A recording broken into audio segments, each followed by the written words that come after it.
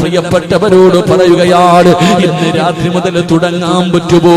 ഒരു 2 റക്അത്ത് പാതിരാത്രി 2 മണിക്ക് 3 മണിക്ക് 4 മണിക്ക് 5 മണിക്ക് സുബഹിയുടെ ബാങ്ക് വിളിക്കുന്നതിന് ഒരു 5 മിനിറ്റ് മുമ്പ് എങ്കിലും ഒന്ന് എഴുന്നേറ്റ് നിസ്കരിക്കാ കഴിയുമോ ചെറുപ്പക്കാരാ? ആ രാത്രി നിസ്കാരത്തിന്റെ പ്രതിഫലം നിനക്കറിയുമോ?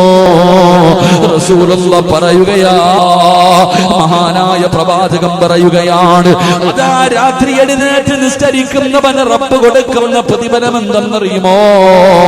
നിസ്കാര റൂമിന്റെ അകത്ത് പോയി ലൈറ്റ് അണച്ചിട്ട് അവിടെ ഇരുന്ന് കൊണ്ട് 2 റക്അത്ത് നമസ്കരിച്ചിട്ട് പടച്ച റബ്ബിന്റെ മുന്നിലേക്ക് കൈനീട്ടിയിട്ട് അല്ലാഹ് കടമാണല്ലാഹ്, രോഗമാണല്ലാഹ്, കച്ചവടം നഷ്ടത്തിലാണല്ലാഹ്, ഒരുപാട് പ്രയാസമാ അല്ലാഹ്, സമാധാനമില്ല അല്ലാഹ്, പടച്ച റബ്ബിന്റെ മുന്നിൽ ഒറ്റയ്ക്കിരുന്നൊന്ന് പറഞ്ഞു നോക്ക്. അല്ലാഹുടെ മുന്നിലിരുന്നിട്ട് കണ്ണിന്റെ മുന്നിൽ അല്ലാഹ് വന്നിരിക്കുകയാ. മുത്തുനബി പറഞ്ഞല്ലോ, രാത്രിയായാൽ അല്ലാഹു ഒന്നാം ആകാശത്തിൽ വന്ന് ഭൂമിയിലേക്ക് നോക്കിയിരിക്കുകയാ. ആരാ ചോദിക്കുന്നത്? ഞാൻ തരാ. രാത്രി നമസ്കരിക്കുന്നവൻ അല്ലാഹ് കൊടുക്കുന്ന പ്രതിഫലം ഖുർബത്തുൻ ഇലല്ലാഹ്, അവൻ അല്ലാഹുവിലേക്ക് അടുക്കാൻ കഴിയുമെന്ന് നബി മുഹമ്മദ് മുസ്തഫ സല്ലല്ലാഹു അലൈഹി വസല്ലമ തങ്ങൾ പറയുമ്പോ,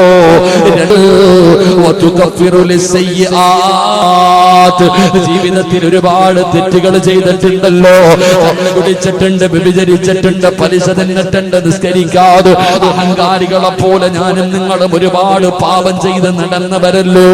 ഇതൊക്കെ ഒന്ന് പൊറുക്കണ്ടേ? പാപം പൊറുക്കണോ? പാപം പൊറുക്കണോ? ഇന്ന് വരെ നീ എത്ര വലിയ പാപം ചെയ്താൽ അല്ലാഹ് പുറത്തു തരണോ? രാത്രി എഴുന്നേറ്റ് നിസ്കരിക്കുന്ന മനുഷ്യനുണ്ടല്ലോ, അവന്റെ പ്രാർത്ഥന അല്ലാഹു സ്വീകരിക്കും. പെങ്ങളെ, നിന്റെ ഇന്നു വരെയുള്ള പാപം അല്ലാഹു പുറത്തു തരുമെന്ന് നബി മുഹമ്മദ് മുസ്തഫ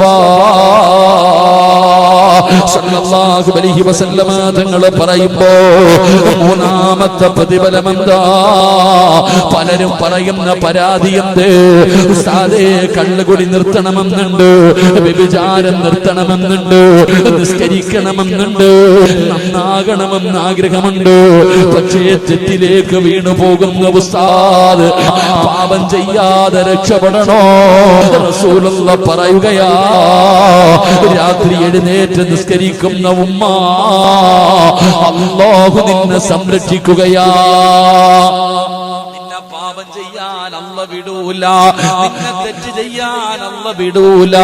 അല്ലാഹു നിന്നെ സംരക്ഷിക്കുമെന്ന് ആദരവായ പ്രവാചകൻ നബി മുഹമ്മദ് മുസ്തഫ സല്ലല്ലാഹു അലൈഹി വസല്ലമ തങ്ങൾ പറയുകയാണ്, നാലാമത്തെ പ്രതിഫലം എന്തെന്നറിയോ? അല്ലാഹുവിന്റെ റസൂൽ പറയുകയാ, വമത്റത്തുൽ ദാഇ അനിൽ ജസദി, രാത്രി നമസ്കരിക്കുന്ന മനുഷ്യ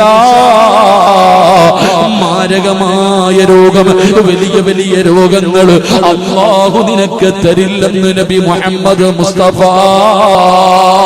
പാതിരാത്രി എഴുന്നേറ്റ് പടച്ചവനെ ഓർക്കുന്നവനുണ്ടല്ലോ, അവൻ അല്ലാഹു മാരക രോഗം കൊടുക്കൂല, ക്യാൻസർ കൊടുക്കൂല, ട്യൂമർ കൊടുക്കൂല, കിഡ്നി തകർക്കൂല, ശരീരം തളർത്തൂല, കിടന്ന കിടപ്പിൽ കിടന്ന് മലമൂത്ര വിസർജനം നടത്തേണ്ട അവസ്ഥ കൊടുക്കില്ല. മാരകമായ വലിയ വലിയ രോഗങ്ങളെ തൊട്ട് അല്ലാഹു നിന്നെ കാക്കുമെന്ന് ആദരവായ പ്രവാചകൻ നബി മുഹമ്മദ് മുസ്തഫ. അല്ലാഹുവേ, അറുത്തു മുറിക്കുന്ന രോഗങ്ങളെ തൊട്ട് ഞങ്ങളെ നീ കാക്കണേ അല്ലാഹ്. അഞ്ചാമത്തെ പ്രതിഫലം എന്തെന്നറിയുമോ? ഈമാനുള്ള മരണം വേണോ? വെള്ളിയാഴ്ച രാവിലെ മരണം വേണോ? ഷഹീദിന്റെ മരണം വേണോ? മരിച്ചു കിടക്കുമ്പോ മുഖത്ത് പ്രകാശം വേണോ? മുഖത്ത് പുഞ്ചിരി വേണോ? കൊതിപ്പിക്കുന്ന മരണം വേണോ? അങ്ങനെയുള്ള ഒരു മരണം നിനക്ക് വേണോ? തതജാഫാ ജുനൂബുഹും അനിൽ മളാജി വയദ്ഖുലൂനൽ ജന്ന ജന്ന ബിഗൈരി ഹിസാബ്. അവർക്ക് നാളെ വിചാരണയില്ലാതെ അവർ സ്വർഗ്ഗത്തിലേക്ക് കടന്നു പോകുമെന്ന് മഹാനായ നബി മുഹമ്മദ് മുസ്തഫ സല്ലല്ലാഹു അലൈഹി വസല്ലമ തങ്ങൾ പറയുമ്പോൾ നരകത്തിന്റെ കവാടം അടയ്ക്കാനുള്ള കാരണം എന്താ? ആ പാതിരാത്രിയിലെ 2 റക്അത്ത് പകല് പള്ളിയിൽ പോയി നിസ്കരിച്ചാൽ എല്ലാവരും കാണുമല്ലോ. പക്ഷേ പാതിരാത്രി എഴുന്നേറ്റ് നിസ്കരിച്ചാൽ അല്ലാഹുവല്ലാതെ വേറെ ഒരാളും അറിയില്ല.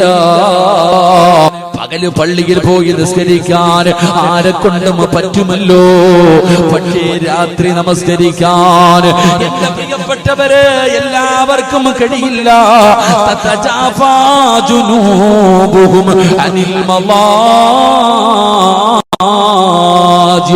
രാത്രി നമസ്കരിക്കണമെങ്കിൽ അല്ലാഹു സ്നേഹിച്ചവർക്ക് മാത്രമേ നമസ്കരിക്കാൻ കഴിയൂ എന്ന് നബി മുഹമ്മദ് മുസ്തഫ സല്ലല്ലാഹു അലൈഹി വസല്ലമ തങ്ങൾ പറയുകയാ, രാത്രി നമസ്കരിക്കുന്ന ഒരു സ്വഭാവം നിനക്ക് വേണോ?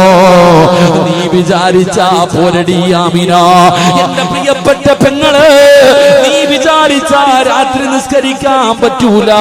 കാരണം അല്ലാഹ് സ്നേഹിച്ചവർക്ക് രാത്രി നിസ്കരിക്കാൻ പറ്റൂ.